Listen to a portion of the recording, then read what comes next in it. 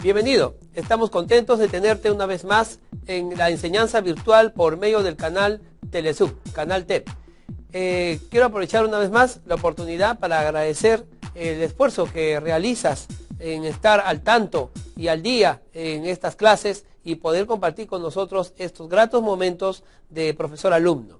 Estamos estudiando la unidad número 1 que tiene que ver con el derecho civil y las nociones generales y la introducción a este curso.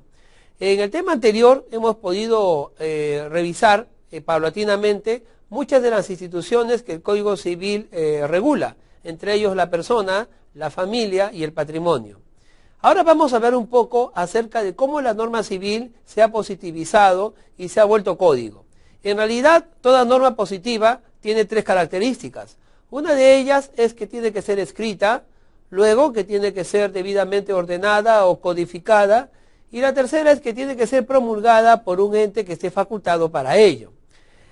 Para el día de hoy tenemos por título justamente el estudio de esa norma positiva codificada, que es el Código Civil. Te invito a ver la primera diapositiva. Universidad Privada Telesub, el Código Civil. Bien, hablar del Código Civil en realidad es hablar de la codificación, es decir, del ordenamiento jurídico, del ordenamiento físico, ¿no?, que se ha hecho de esta norma, de estas normas, de esta ley, de esta legislación que se relaciona con la materia civil.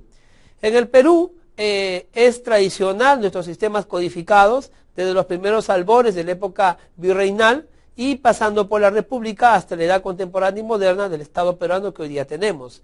La codificación de las normas y de las leyes es de época muy antigua en realidad, no solamente llega al Perú, sino también en épocas antiguas, cuando recordamos nuestras cárceles de Historia General del Derecho y también de Derecho Romano, podemos identificar que en el pasado las sociedades han tratado de ordenar las leyes dentro de codificaciones, sea temáticas, sea doxológicas, sea exegéticas. El método de ordenar un código siempre va a resultar cuando se trata de tener pues un cuerpo jurídico normativo que pueda ser fácilmente ubicable y fácilmente interpretado.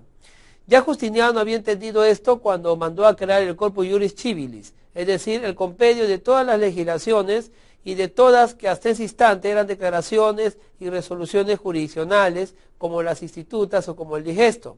Ya el Corpus Juris Civilis, en todo caso, fue la obra maestra y cumbre del derecho romano. En materia jurídica y legislativa hablamos. Bueno, el Código Civil, para entenderlo, ¿no?, vamos a ver la primera diapositiva. Las fuentes que dan origen a este código subjetivo la encontramos en primer lugar en el Código Civil francés, también llamado Código Napoleónico, porque fue durante el gobierno de este emperador en que se dio este Código Civil francés. Data del año 1844. En realidad, Napoleón Bonaparte, ¿no?, ordena la formación del Código francés para renovar legislativamente y poner las bases de lo que sería el orden normativo del imperio.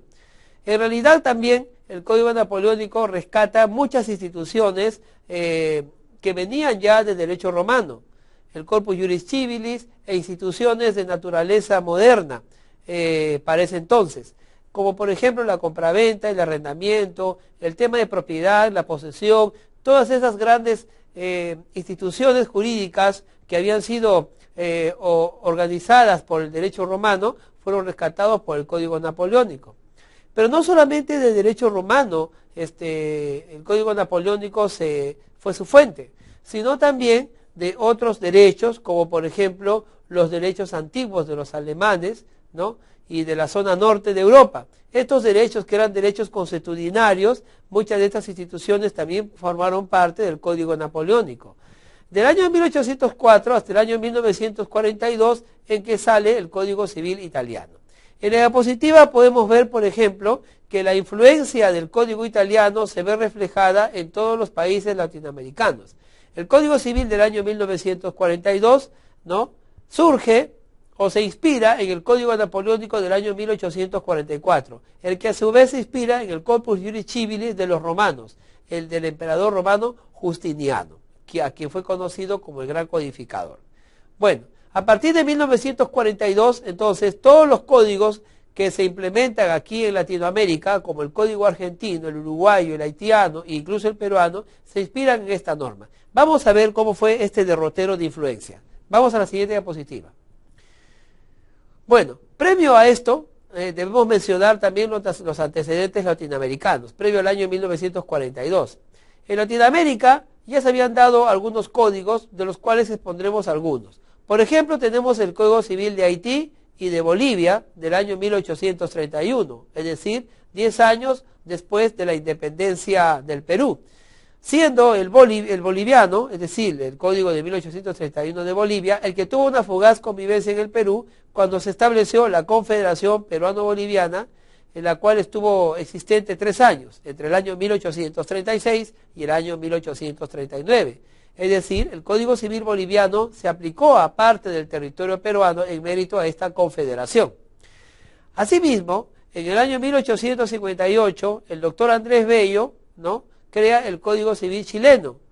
Y él es el autor de ese Código Civil, vigente desde el año 1857, decíamos, siendo este Código Civil chileno prácticamente reproducido en Ecuador y en Colombia por las instituciones, ¿no?, modernas para la época que este Código Civil establecía.